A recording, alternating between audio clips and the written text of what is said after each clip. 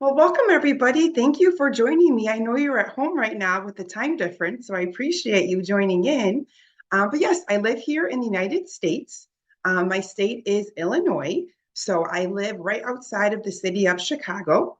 So I used to teach in the suburbs. I've taught sixth grade all the way through high school, and I usually have been teaching seventh grade. So in our in the United States, those students are teenagers. So they're like 12, 13, 14 years old. And I teach them English. So we work on reading skills and writing skills. And now I've taken a little bit of a break from the classroom and I work with teachers this time. So, like we are on Zoom, I Zoom with teachers and help give them strategies on how they can better teach their students. Morning, ma'am.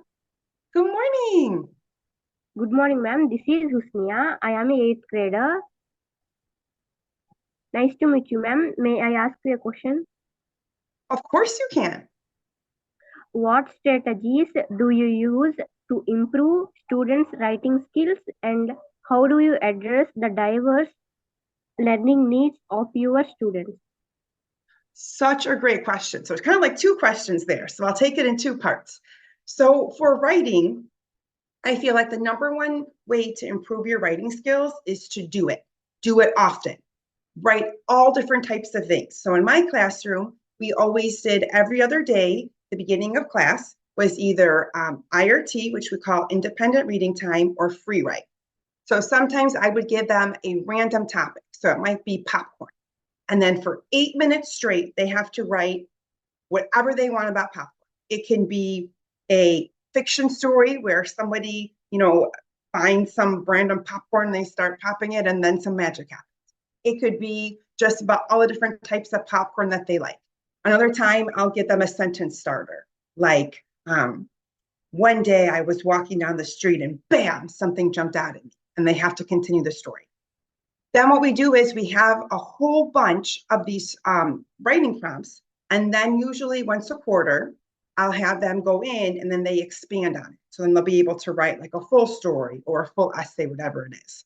I always tell them not to worry about grammar at that first write. Just get your thoughts down. Just write, no matter how silly it seems, just start writing. Then what we do is we'll do a lot of peer editing. So I'll say, okay, you have 5 minutes now, share your story or whatever it is that you wrote with the person next to you. And then they'll give feedback to each other. I like to focus on small things. So let's say maybe we're trying to figure out how to do a better attention getter when you're starting your essay.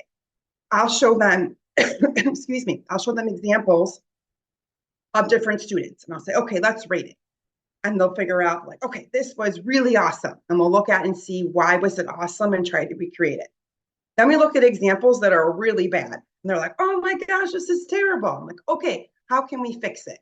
So I would just say the best way to improve your writing is to do it often. You can't get better at something if you're not doing it, no matter how silly it is. So write the silly stuff, write the boring stuff, and then we can go back and spice it up. Peer editing, I do a lot of, we use Google Docs. So I'm able to jump into their document. So they'll be writing and I'll be able to jump in and leave them comments. Well, that's kind of one thing for writing. And the second part of your question would be the diverse needs of my students. So I use something called the grid method. So it's a way for students to do mastery learning and it's fit at their level. So I have different levels from levels 1 through 4. If there's students who really know that topic and it's easy for them, they can skip levels and go to the higher one, and then I can give them more enrichment activities. Then if I have students who something's harder for them, they can move at a slower pace. I can do small groups while the other students are moving ahead.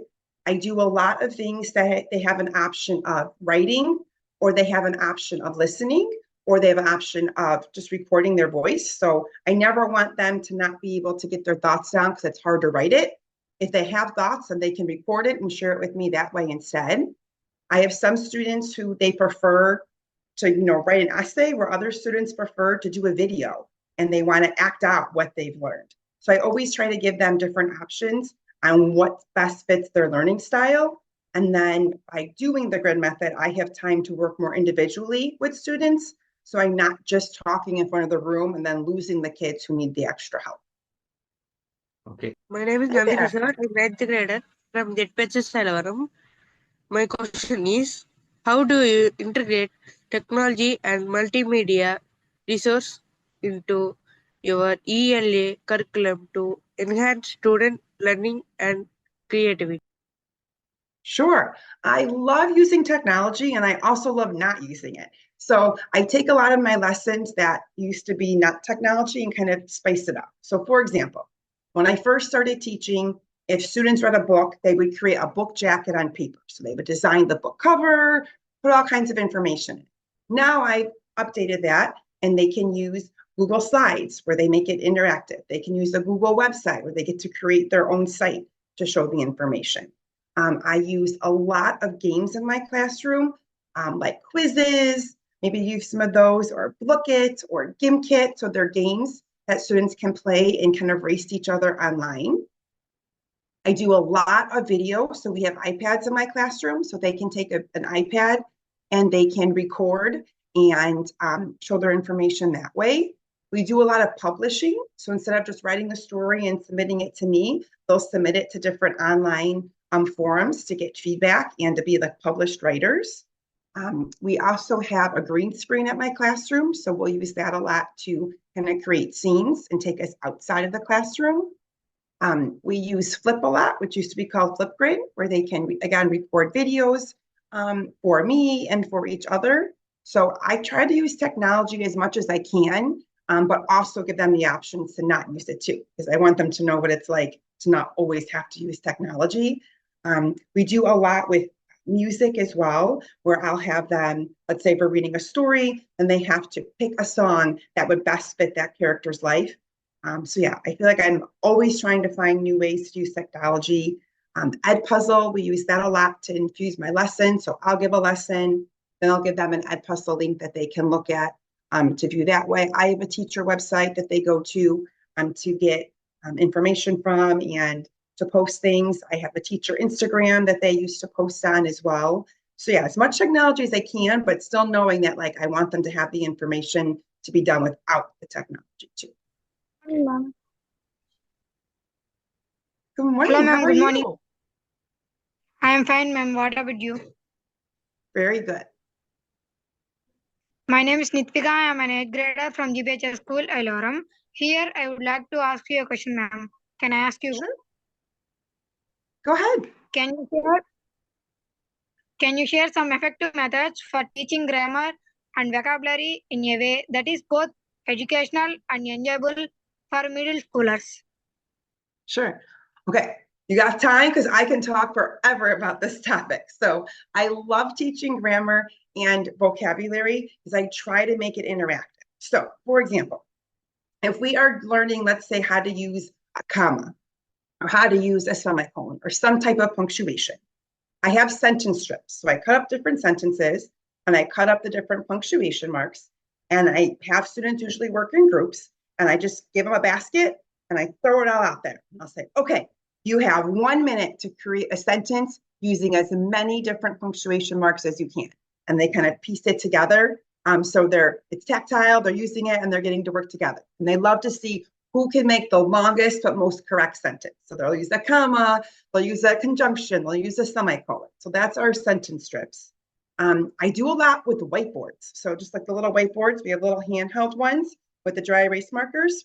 And we like to do relay races. So I'll have them sit in a row and I'll give them, let's say, a vocabulary word. So let's say the word is perplex. That was one of our words. I'll say perplex. The first person has to write down the definition and they quick pass it behind them. That person writes down a synonym. The next person writes down an antonym. The next person has to use it in a sentence. And then whoever, whatever team finishes first, quick holds it up, and then I go and check it. So they love that one. We'll use whiteboards to do like a sentence story as well. So they'll sit in a circle and I'll say, okay, you have this word to use, and I want you to use it with a comma. And they get to create a sentence on their own. And then I go around and I give points based on accuracy and creativity. So for example, I love to dance. They know that I teach dance and I love chocolate. So they'll get extra points if they make a sentence like, Mrs. Colchbrenner loves to dance and eat chocolate every day. And I'm like, oh, your sentence is correct, 2 points. And you mentioned dance and chocolate, there's an extra 3 points. And they love that team back and forth. And they try to see who can make, the best sentence. So we do that a lot. I do a game called Vocab SWAT. So I give them just like fly swatters from the dollar store. And on my Promethean board, I put all of our vocab words. And 2 students go up at a time and they hold their fly swatter. And I'll give them the definition and they have to quick find the word on my board. And the first person to swat it wins. So they love that because they get to hit things, but it's a fly swatter, so it doesn't hurt anything. We'll do it's a game, it's on your phone, but we don't use it on our phone. It's called Heads Up. So the person holds up a sign and it'll say the vocabulary word, but they don't know what it is. And then all of us in the classroom have to try to get them to guess it. So again, if that word is perplex, they have perplex on their forehead, but they can't see it. So in the audience, we're saying, hey, it means confused. You would use it like this, and they have to, say perplex, and then they go to the next card. I just put them on index cards, and they just hold them up. We'll do scavenger hunts. So I'll hide the vocab words around the room and the definition. So one person from each group goes and finds a card and brings it back to the group, and the group has to piece it together, which word matches with which definition. Sometimes then I'll take those same flashcards and then I put it on their backs and they don't know what their word is. And then they have to try to find their partner in the room to try to match up the word with the definition. We'll do charades where they have to come up and they have to act out whatever the word is. More for punctuation, we'll do sentence races or board races. So they go up to the board and there's 2 students and I'll say, I want you to write a sentence using an adjective and a noun. Go.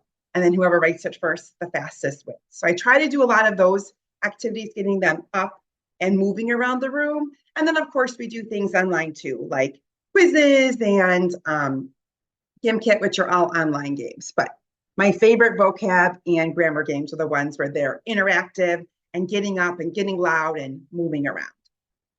Ma'am, Hi there. how are you, ma'am? I'm good. How are you? I'm also fine, ma'am. Thank you, ma'am. Hello, ma'am. My name is Mamata, an 8th grader from ZPH School, Elevaram.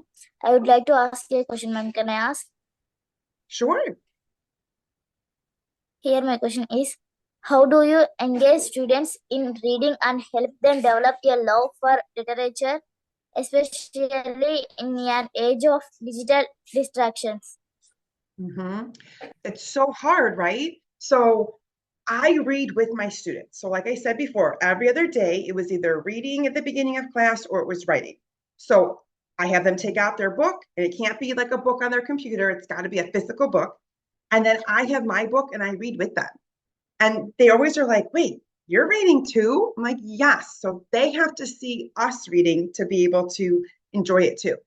I do a lot of book talks. So I always have on a bulletin board in my classroom, I would pick an author. I'd call it an author spotlight. And I'd pick one author a month. And then throughout that month, I would read excerpts from their books. So I would do read alouds to try to hook them. And that they would be like, oh, hey, keep reading. I want to read more. Go check the book out from the library and you can read more. So I read with them silently. I read with them aloud, even though they're in 7th grade or 8th grade. You still like to have books read to you. So I'll read books to them. I do where I'll have students do book talks. So if they read a book that they really like, they can come up and talk about the book.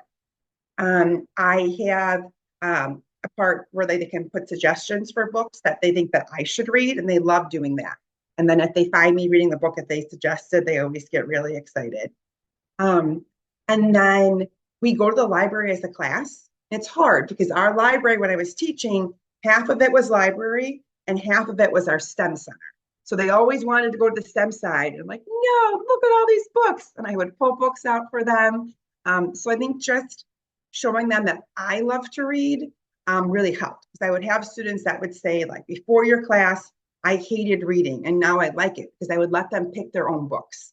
So instead of having to force them to read a book, and sometimes we had to do that, where I'd be like, okay, the whole class is going to read this book, but here you can pick out a book that you want to read. So trying to find them like whether it's a book written in verse, or it could even be a graphic novel. I always kind of tried giving them different options that didn't have to just be a regular boring chapter book. Hey. Hello, ma'am. My name is Gayatri Salvi. I am studying 7th grade. Can I ask one question, ma'am? Of course you can. What are the biggest challenges you face as an ELA teacher, and how do you overcome them to ensure student success?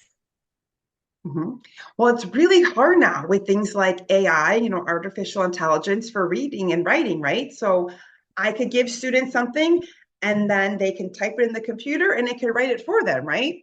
So I try to do a lot of things in class. So I don't send them home with homework to do their writing because I know it's super easy for them to go to chat GPT and just it writes it for them. So we do a lot of writing by hand. We do a lot of writing in their Google Docs. So I'm constantly in their doc and I can see what they're writing and doing. I also teach them that we can't be afraid of those things. So I say, okay, if you want to use AI, that's fine, but it's a resource, right? So look at it, see what it has to tell you, then turn it off. And then I want you to use that as your inspiration because I do the same thing as the teacher. If I'm trying to work on something and I'm like, oh, I don't know how to do that, I will. I'll put it into an AI forum to kind of get some ideas, but then I turn it off, right? It gets my ideas flowing, and then I want to see my ideas. So I always tell them, I'm not going to ban it. I don't ban their cell phones. I know it's a part of their life, but use it as a resource, and then I need to know what you are actually, able to do. Because in like something like this, I'm talking to you. I can't be typing things into Chat GPT to tell me what to say, right? So you have to be able to think on your spot or on the spot.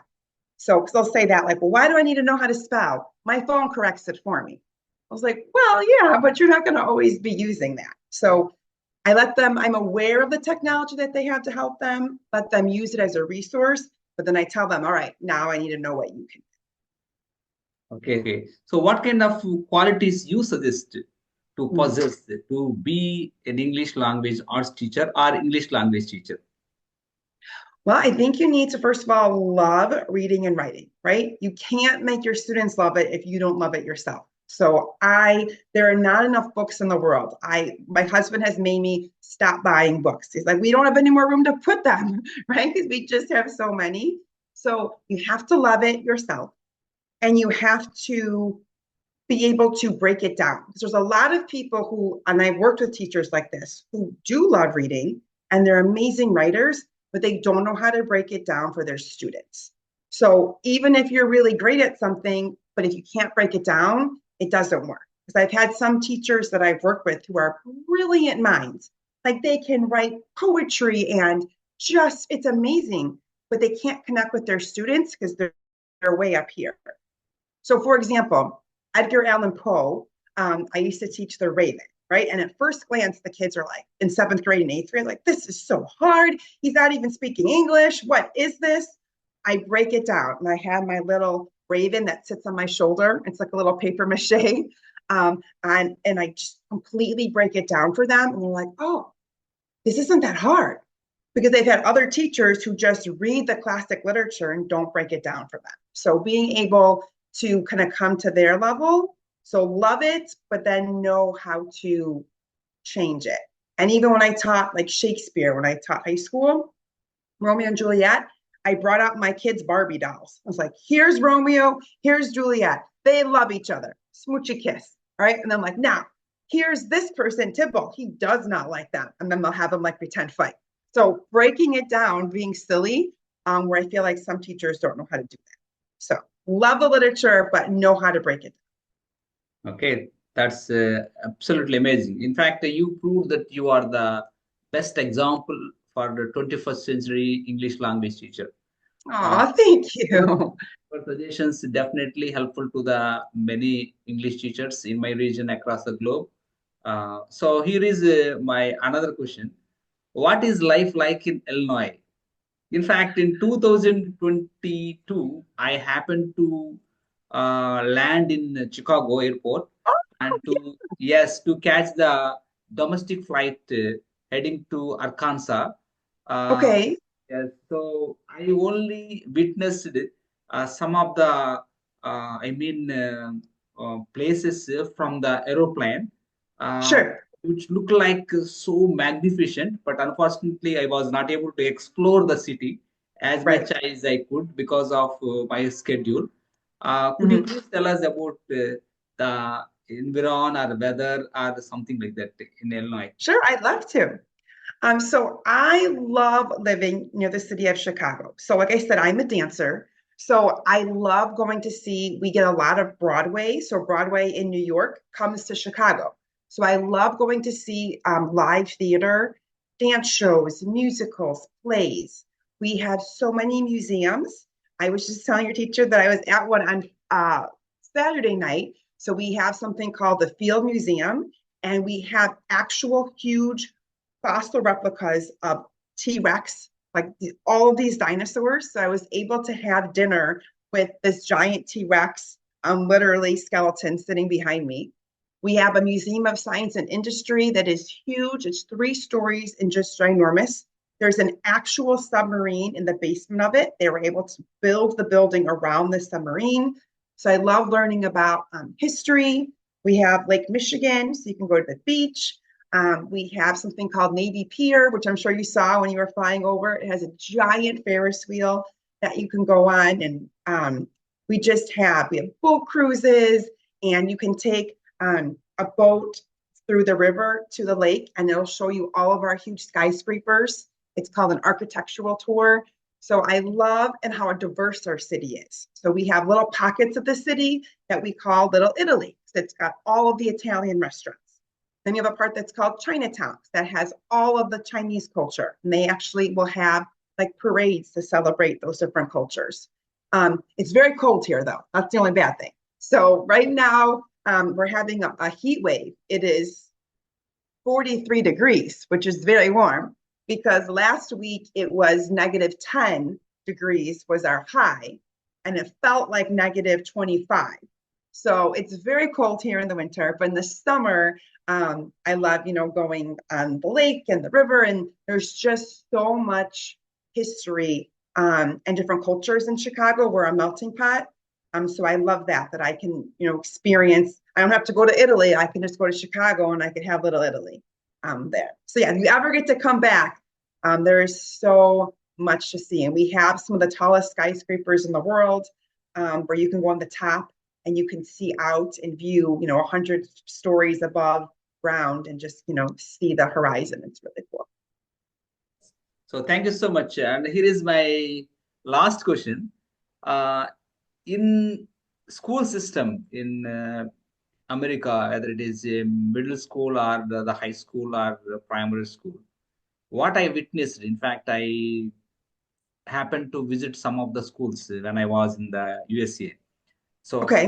most fascinating thing that I observed was students are learning the home science, and students are also learning about the parental care, the baby care. And one more very, very interesting thing is they are learning the agricultural science and Yeah. arts and many other things. But in fact, if I compare those things with way back within India, I think we are lagging behind in some aspects.